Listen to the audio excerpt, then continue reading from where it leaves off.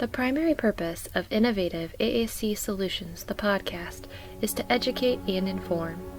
The views expressed during all episodes are solely those of the individuals involved and do not constitute educational or medical advice. They are not necessarily the views of Special School District of St. Louis County.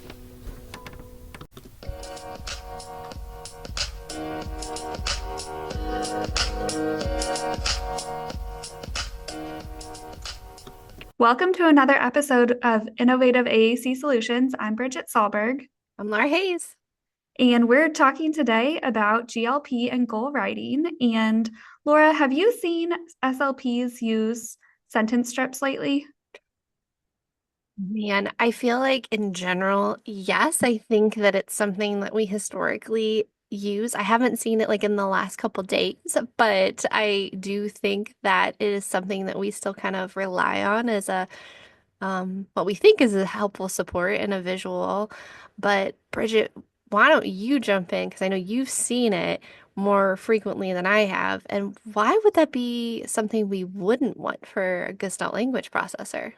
Yeah, so I just think that a lot of times we're trying our best, we're trying to be helpful, we're trying to support these students, give them visuals, and it is just kind of playing whack-a-mole with trying to get out these sentence strips and trying to support these students when in reality, their AAC system, if we take a step back and put some really thoughtful effort into programming some mitigable gestalts, we can have a much more systematic approach that makes more sense to our students who have devices.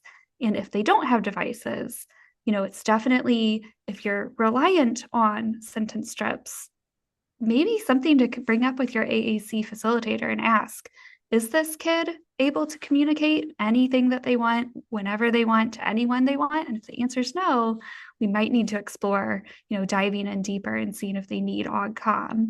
Another thing that I have noticed is if they're really needing sentence strips as that visual support, but they're also echolalic, they're also, we're suspecting that they're Gestalt language learners.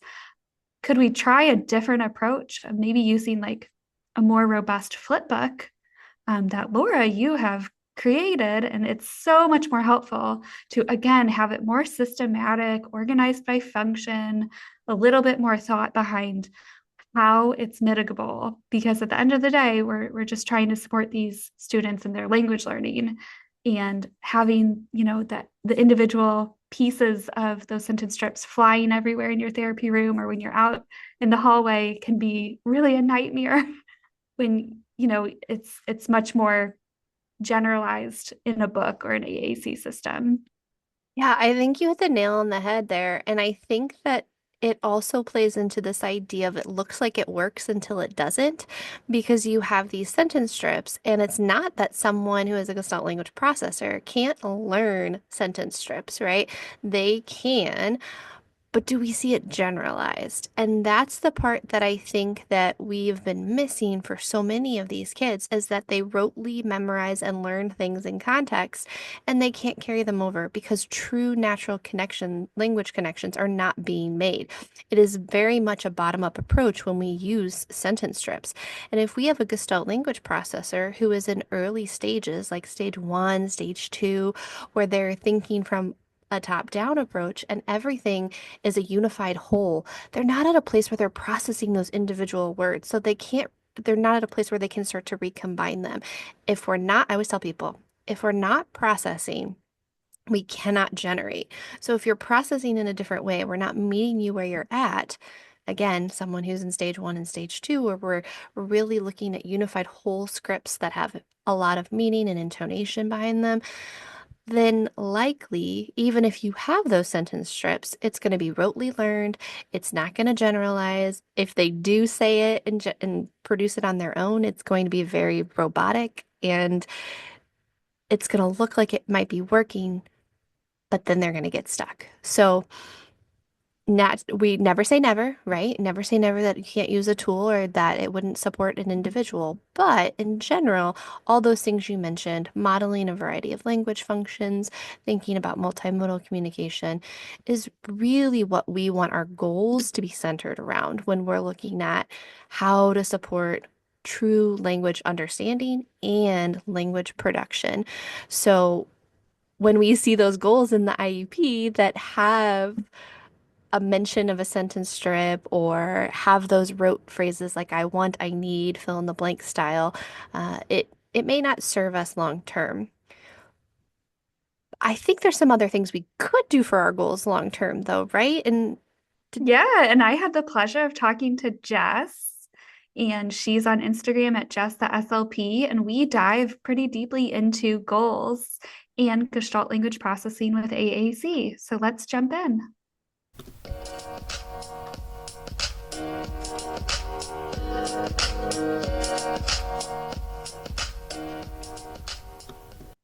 And here we are with Jess Teixeira. Jess, do you want to take a minute and introduce yourself? Absolutely. So again, I'm Jess Teixeira. So I am a speech language pathologist and a private practice owner in the Boston area, and I specialize in supporting Gestalt language processors and their families. I do this a number of ways through direct therapy, coaching, and trainings or professional development. I am also a member of the Meaningful Speech team. Very good. Well, welcome to the podcast. We were wondering, can you tell us just a little bit about how a clinician should go about writing goals for a GLP learner? Absolutely. So I think first and foremost, it is important to understand the stages of Gestalt language development and natural language acquisition. So really deep diving into that and understanding those stages fully will make it feel much, much easier when you're trying to write goals for Gestalt language processors, because I think for many of us, we're so used to writing analytic language goals, things like expansion, things like WH questions, grammar, all those things, which are great for analytic language processors, but depending on where a Gestalt language processor is in the stages, not so great. So we really want to make sure we understand those. And the biggest thing that we need when writing goals is to take language samples. So we want to take language samples across many different contexts. So we are really seeing a variety of what a child's language is like, because a child's language might look very different during play than it does when they're in the classroom or when they're at home versus at school, depending on regulation or comfort level and all the things. So we want to take a variety of language samples and figure out what stage that child is in most of the time. And then from there, that's how we write our goals. So if a child is in stage 1, our goal is going to look very different than if they're in those later stages where they're self-generating language using more advanced, complex grammar.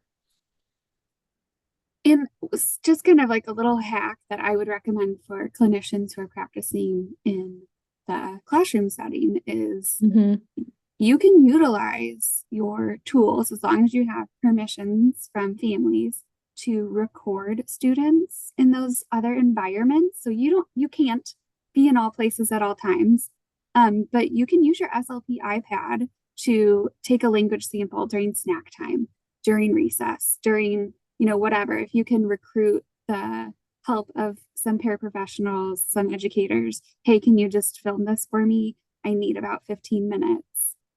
Because we can't be at all places at all times. No, we possibly can't, especially in the school setting. I say Right. this all the time during my trainings, and I get it. I have been there. I've worked in a school setting. I get it. Like, people are spread so thin, and it's like, you want me to take all these language samples, pen to paper, you want me to reach out to families, you want me to do this, and I get it, but recording makes things so much easier. Another tip that I have that reminded me of is having a running Google Sheet or Google Doc with families and other members on the team. Yes. I think this is so invaluable. That like was the only way to figure out some of these gestalts, because it is like, yeah. I was hearing them out of context, or I was seeing them on their AAC and I was like, I don't know. I have no idea what this 100%. means. And then the parents would be like, oh, and that's from Yeah, Mickey or Mouse like Clubhouse. another, exactly, or Yeah, like another professional can say, oh yeah, my, we were reading this book, and right. parents might not know, especially with AAC users who, Yes. they're just getting started, they're emergent AAC users, and they're not able yet to use their device to say what they're doing in the classroom, and parents aren't sure what's going on.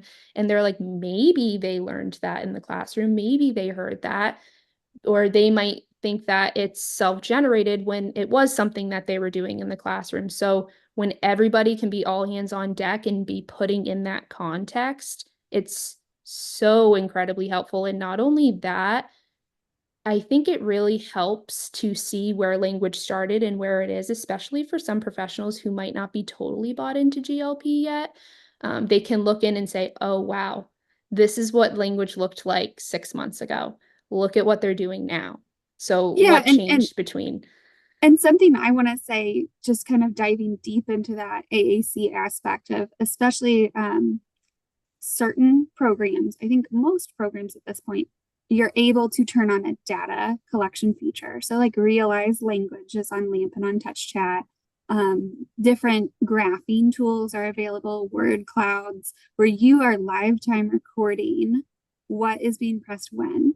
So you can not tease out what's modeled versus what is generated by the student, but just getting that sense of, like you just said, here's where we started, here's where we've progressed to in 6 months' time, can be really powerful and motivating for parents, for teams, and for the students themselves.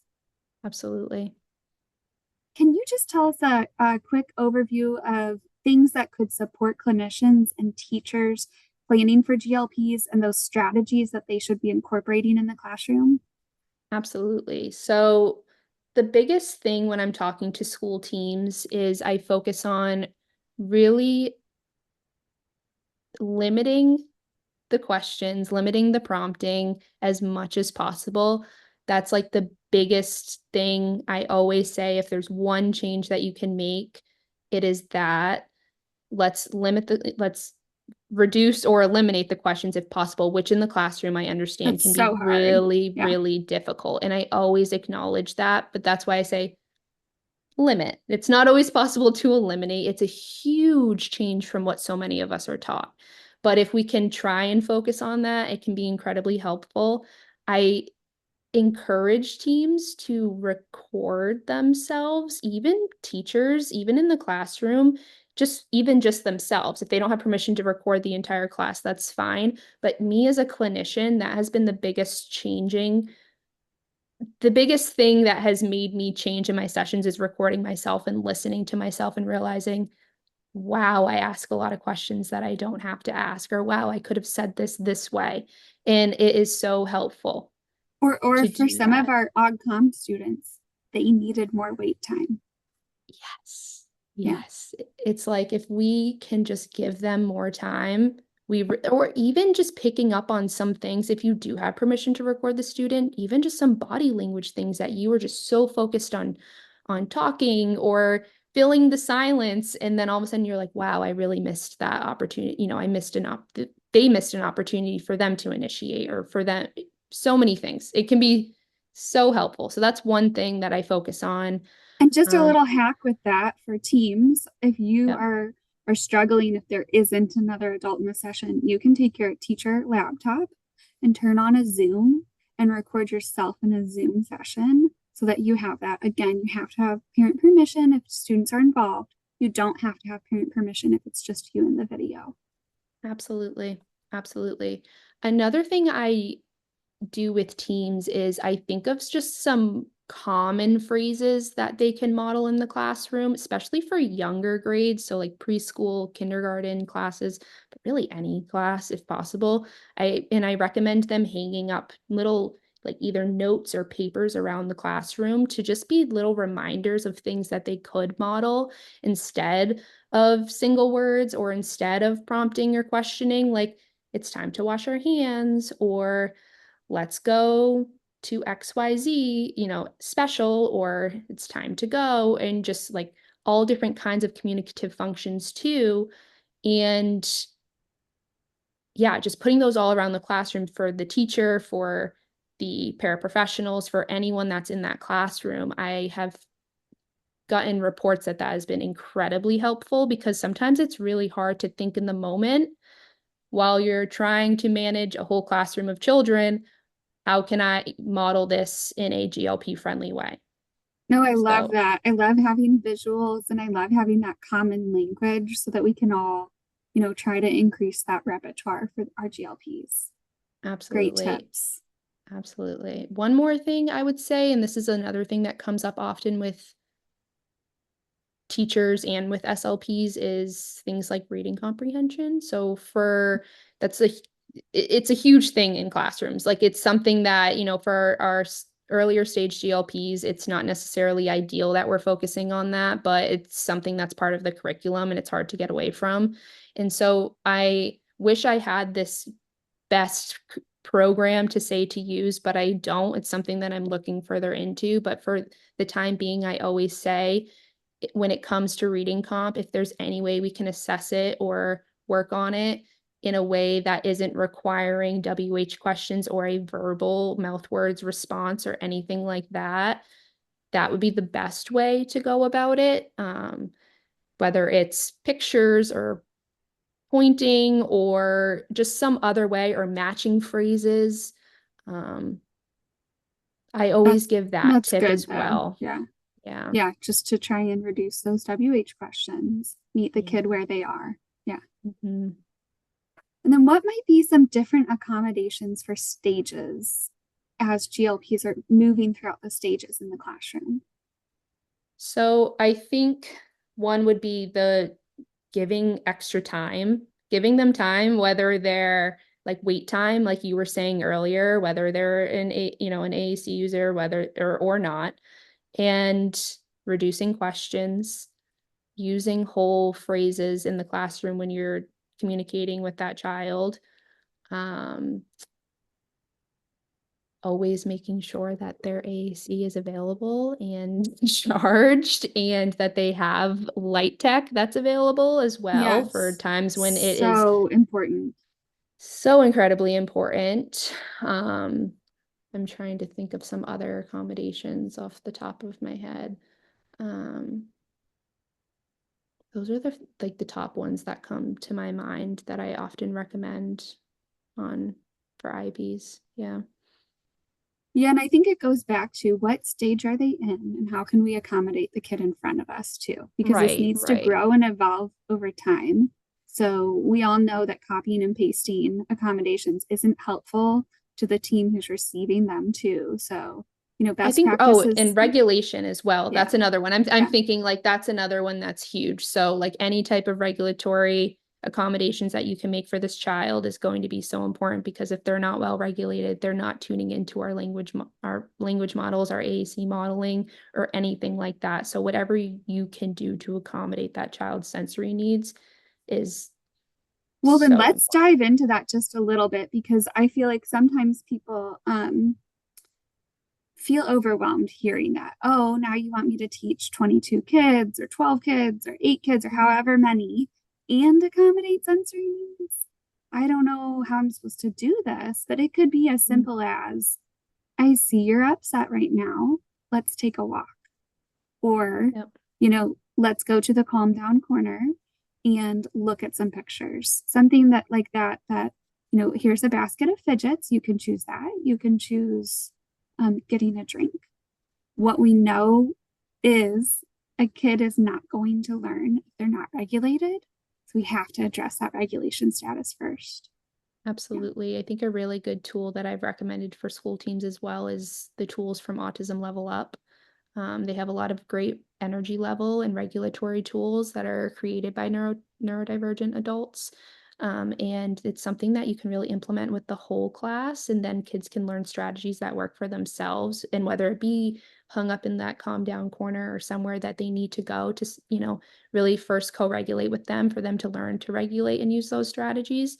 That's like one of the top things that I recommend to teams that do feel overwhelmed with, how do I even start with this? Because we need kids to learn the strategies themselves is what I always hear. I don't have time to do it with each kid. And I'm like, we have to start by showing. We can't just expect kids to know. Right. And I always say you have to go slow in order to go fast. So sometimes we have to slow down and address those regulation needs so that we can have that brain space to learn. Absolutely. Could you tell us a little bit about different challenges, or risks, or pitfalls to making the classroom accessible for students who are GLPs? You kind of mentioned one earlier about reading comprehension. Yes. So reading comprehension is, I think, one of the biggest questions my school teams have for me, that parents have for me when I'm sitting in meetings, as I am a private practice SLP, but I often go to my clients' IEP meetings, and they're asking me for my advice, and they're saying, what are these strategies? What are we supposed to use? And then it always comes to, well, how do we address reading comprehension then? Because you're telling me that we shouldn't be using WH questions, and we shouldn't be, teaching or prompting or doing all of these things, and that just doesn't work with how we need to assess reading comprehension. And like we often say is, you can do these tests if it's required, but it's not indicative of where this child is expressively or receptively. And so, if you have to do this because you have to do the testing to get them, because it's required by the school, then do it. But it's important to remember that and to emphasize that to families so that they understand this, but also try some of those other things that I mentioned, which is see if there's any way that you can accommodate this child when doing it that doesn't require a verbal or mouth word response. So anything that you can do, whether it be pictures, whether it can be matching phrases, or anything that you can, Or just that a works for that vocab child. bank of phrases that could maybe work too, just depending on the literacy status of the And student. like if they're in stage 2, it can get a little bit easier because they might be able to mitigate into some of those phrases, but it really is. It's something that I think we just really need more information on, and we need something that's better to accommodate Gestalt language processors because it's really not working for them. Yeah, and I experienced this firsthand, and I still have big reservations and regrets over this one student who, before I knew what GLP was, he was tested and he already had autism, and he ended up through testing getting an evaluation labeled as intellectually disabled, in part because his language was so low and he was attempting to communicate, and it was that his gestalts were so misunderstood too that the school psych was like, yeah, I think that this is the best fit out of all of this, which I don't discredit her at all. It's just now that we know better, we can do better, and we can, as teams, support and accommodate and give these kids a way to show what they know versus it be drilling and testing all day long, right? Absolutely.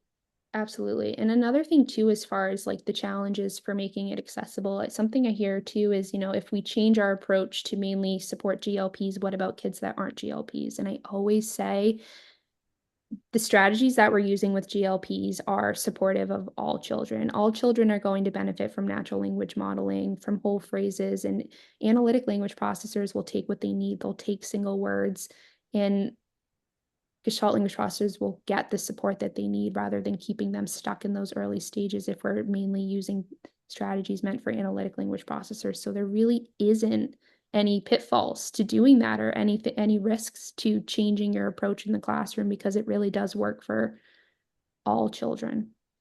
Yeah, I think the biggest risk is just staying stuck and not making a change, Absolutely. And then we always like to end our episodes with this last question. Can you please tell us about your favorite AAC moment with an AAC user? Absolutely. So about maybe 2 years ago now. So I started working with what we would consider, I guess, an older GLP. So at the time they were 10 years old, and I was coming over for my first time meeting this child. So I was evaluating this child to begin services with them. And I always say to parents, and this is something that Marge Blanc says too, which is like, just, you're a fly on the wall. And I said that to parents. So I'm just a fly on the wall. So I sat at the table with this child. I came in, they were sitting on their iPad. I sat at the table with them, and I was just observing, not really doing much, just sitting with them, being silent and watching what they were doing. And they were on YouTube. And I was there for a while, and I was watching and I was listening, and they were on this clip, and I can't remember what the show was, but they kept rewinding to this part that just kept saying, "This is great, just the two of us." And then they would go back and they would play it again, and it would say, "This is great, just the two of us," over and over and over. And I'm sitting there and I'm like, "This is great, just the two of us." I He's love telling spending you. I love and I was like, "I love spending time with you. This is great. This is so much fun." And mom was like, "Oh, he does that sometimes when it's just him and I." And I was like, "He's communicating with you through this video." And at this time, the this child was really only he had touch chat, and he was really only using it for what he was taught to do, requesting basic, foods and things like that. Those And really so stuck rote phrases. yeah, Yeah. and Yeah. so we made those changes. We created a gestalt page for him and put some of those phrases throughout, and I put that phrase in there and that clip in there from him, and he then started using it within the app and many other gestalts that he had. And it was just one of those really great examples of children will find a way to communicate with us. We just have to listen. Yeah. I've had parents ask me, when will they communicate? They already are. They They are. already are. Yeah. Yeah. Yeah. Yeah. Love that story. Thank you so much for sharing. Thank you so much for joining us on the podcast. This Thank you was for having me.